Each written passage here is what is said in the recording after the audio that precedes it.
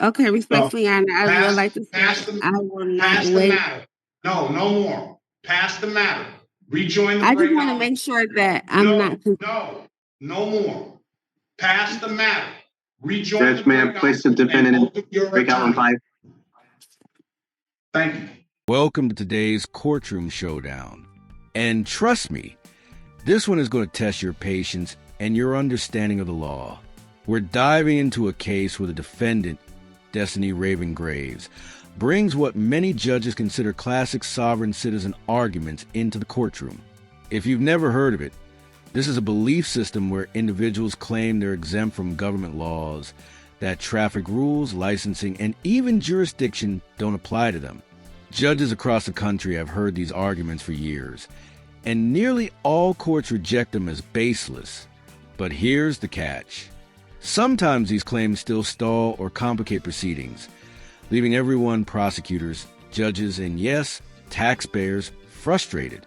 In this hearing, the judge doesn't just shut down these claims. He goes head-to-head with Graves in a tense back and forth about jurisdiction. This essentially what I consider sovereign citizen stuff, everybody else is taking deals for the same instance, and these sovereign citizens come in here and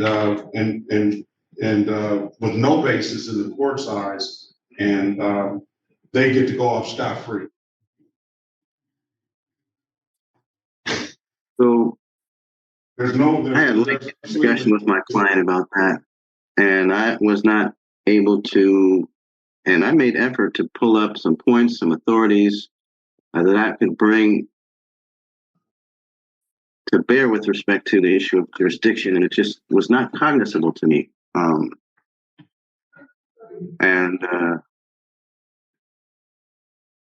have to have it. You're meaning on the court not having? I think, but after having discussion with the prosecutor about it. Pardon me? Well, she was under an impression that the court had to prove jurisdiction, and I just indicated that the court, it was not necessary for the court to prove anything, but the court would at its discretion accept what it felt had been proven. And the most relevant thing, I think, with respect to that is that my client has previously had a Michigan driver. Judge, we didn't go back on the record. I'm sorry to know that that's... No, we're just talking off the record. We're breaking up a little bit. Yeah, I'm glad to have this discussion off the record too, Judge. So, I really don't have a argument as to jurisdiction. I don't think my client was very helpful with respect to that, and she needs to have a revisit to that type of material.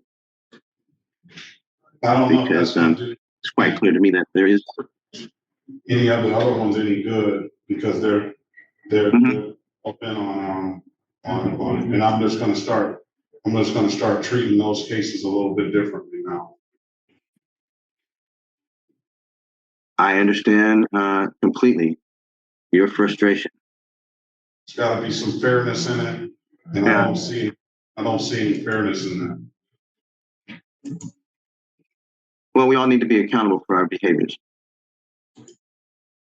And there it is, a line that sums up this entire case. Accountability. Judges often use moments like this to remind defendants that traffic laws aren't just arbitrary rules. They're about public safety, fairness, and consistency. When others in Detroit are paying fines, fixing licenses, and following the rules, you can see why the judge is losing patience with what he calls sovereign citizen stuff. Here's my question for you. Is the judge right to hammer down for fairness across the board? Or should exceptions be made if the prosecution chooses not to pursue? Ms. Graves, are you there? Can we get started? Yes, I'm here. Okay. This is the city of Detroit versus Destiny Graves. Case number is SP 1069059, counts 1 and counts 2. SP 172-47881, SP 172-4805, counts 1, 2, and 3. SP 172-48361, appearance for the record, please. Good morning, Harry Boffman, P55052 on behalf of the defendant. Would you, ma'am, state your name for the record? Yes, my name is Destiny Raven Graves. That's capital D, lowercase ESTINEY dash capital R, lowercase AIVYN, colon, capital G, lowercase RAVES. Judge, this is matter set for final pretrial. We have this for a jury trial tomorrow. Having discussed this with the prosecutor, is the agreement of the parties that the instant case would be dismissed. Now, my client has valid registration and insurance, Your Honor, so we would ask that those matters be dismissed for compliance. The remaining issues, as the court noted, is that the defendant does not have a valid driver's license, and I would ask the court to dismiss that case on the basis of prosecutorial discretion. The defendant understands that would be all of these dismissals today are based on technicalities and are without prejudice, and therefore it is the discretion of the prosecutor whether or not they wish to recharge these counts at any time in the future. Now, this is where things get really interesting. The city prosecutor wants dismissals, but the judge isn't buying it because he believes it sets an unfair precedent. Imagine this. If every defendant could claim a vague sovereign citizen defense and walk away, how long before everyone tried it? The judge is clearly signaling here. He's not going to allow what he sees as shortcuts or gamesmanship in his courtroom. But notice the tension. Prosecutors don't always want to waste resources on these cases. So, who should have the final say here? The court seeking fairness. And it's the court's discretion on whether the court wants to accept that as a that offer that the prosecutor has extended. And as I was talking off the record, the court doesn't see really any fairness in these sovereign citizens being able to come in and proclaim that. With the court has seen no basis for it at all whatsoever, and the rest of the individuals are required to either get a valid driver's license, or the court extends those offers or accepts those offers when individuals come and rectify the situation after the fact, which the court doesn't have to do, but does that routinely when people go and drive and get a valid license. So I'm not going to accept the plea of the city attorney at city attorney's office in the because essentially, I don't know, because they don't want to fight the matter or something. It's going to have to go because I don't think it's fair to the rest of the citizens that come in here, and if they don't have a valid license or can't get a valid license, to resolve their matter with some sort of deal, but have Ms. Graves and the rest of the sovereign citizen nation come in here and they get their cases dismissed just because I don't know the reason in particular, but what I would surmise is that they just don't want to deal with it. So I'm not going to accept all. We can Understood, Your Honor. May I make a clarification that actually the defendant made to me with respect to the sovereign citizen aspect of this argument? My understanding is that this is not that this individual is arguing that. Well, why don't you give some clarification, Ms. Graves, to the arguments you're making that this court doesn't have jurisdiction or has to.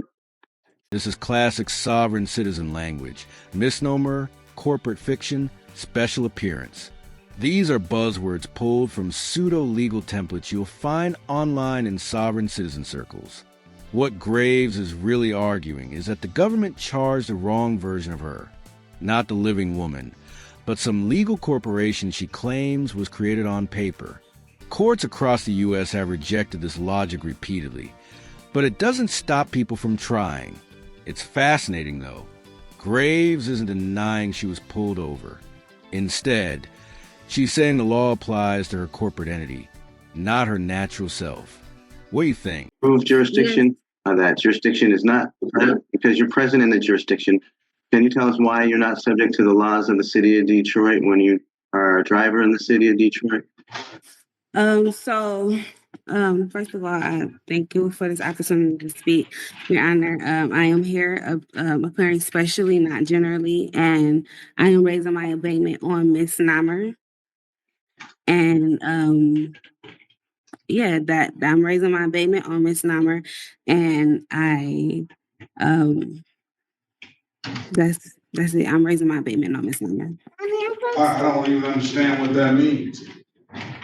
I'm sorry. Can you say it again? I don't even understand what you just said or the meaning of what you just said. I'm raising my abatement on the grounds of misnomer because I've been misidentified in this case, and I'm just pointing out the defect in the case. And I'm aware that misnomer is a very fatal mistake in a case. So I just wanted to point that out in my case. Is that misnomer? Is that what you're trying to say? Yes.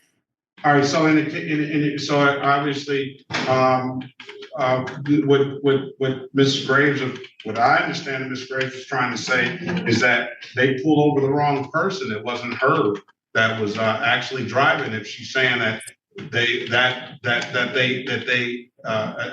I guess that's what she's indicating. I don't know. Maybe you can clarify that. Your Honor, respectfully, no, that's not what I'm implying at all.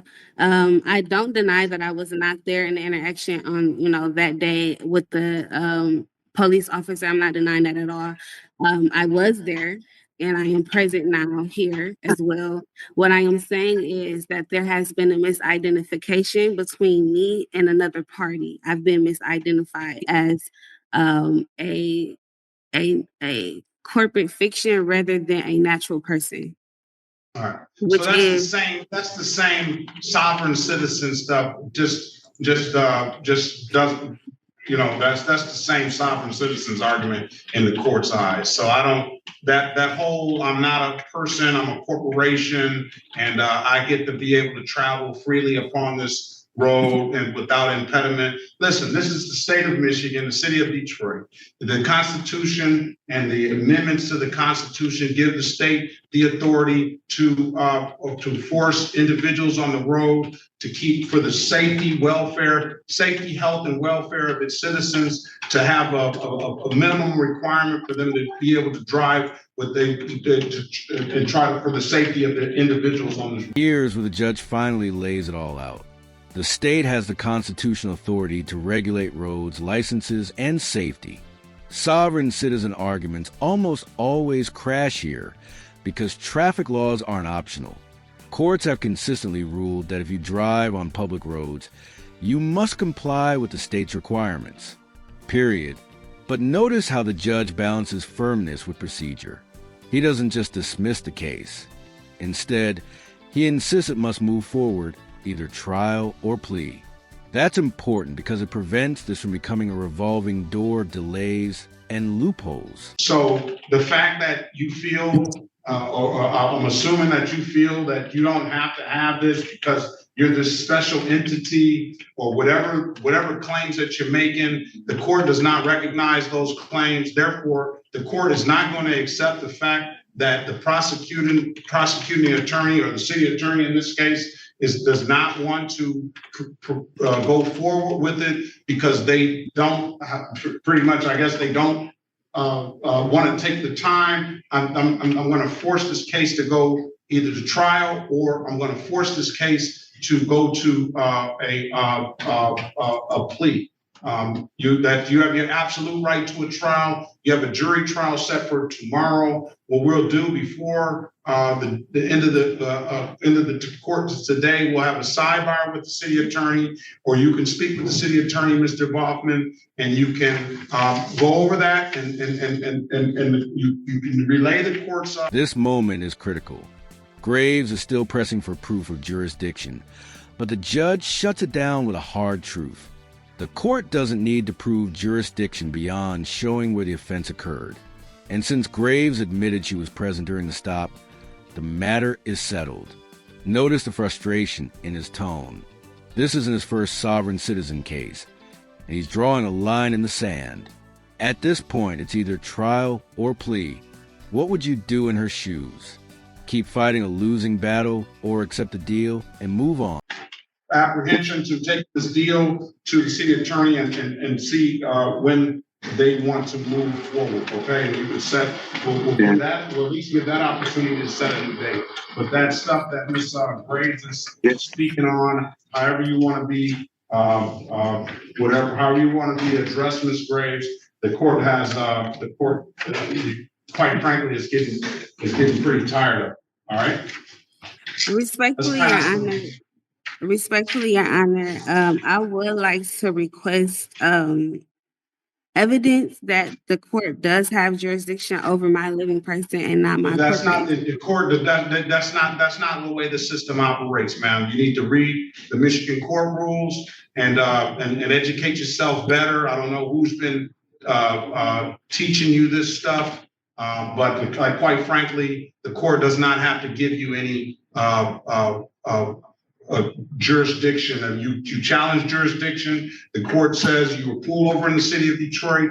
You indicated that you were at the scene. The officer gave you a ticket. That is notice for you to come to court. You set a court date, and therefore you're here now. So other than jurisdiction being that you weren't in the city of Detroit when this offense occurred or these allegations occurred, then the court will hear an argument about that. But as far as anything else other than that, whatever you're speaking on, the court is not going to even entertain that. All right. Respectfully, Your Honor, my presence alone does not equal established jurisdiction. I told you I'm not entertaining that stuff. I let you make your record. You've made it many times, and there's a record down here. So either go back in the breakout room and wait on Mr. Boffman to figure out what this trial date is going to be. I'm going to let you be heard, and you can put that to a jury of your peers. All right, and the jury of your peers accept your argument about you not having to have a driver's license and the court not having jurisdiction. Then that won't even go to a jury.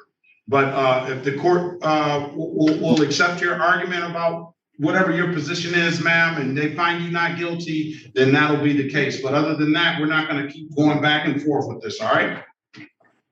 Okay, respectfully, Your Honor, I would like to say I will not wait. The matter. No more. Pass the matter. Rejoin the I just want to make sure that I'm not. No more. Pass the matter.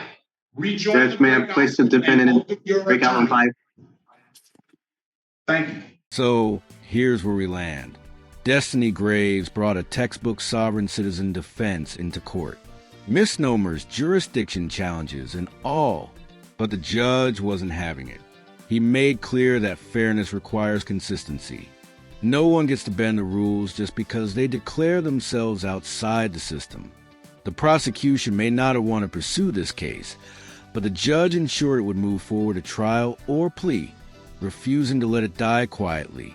It's a powerful reminder that while sovereign citizen arguments may sound creative, courts almost never recognize them. Now, here's where I turn it over to you.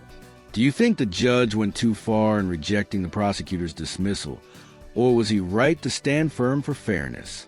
Let us know in the comments. And if you found this breakdown as fascinating as we did, make sure to hit that like button, share this video, and don't forget to subscribe for more jaw-dropping courtroom analysis.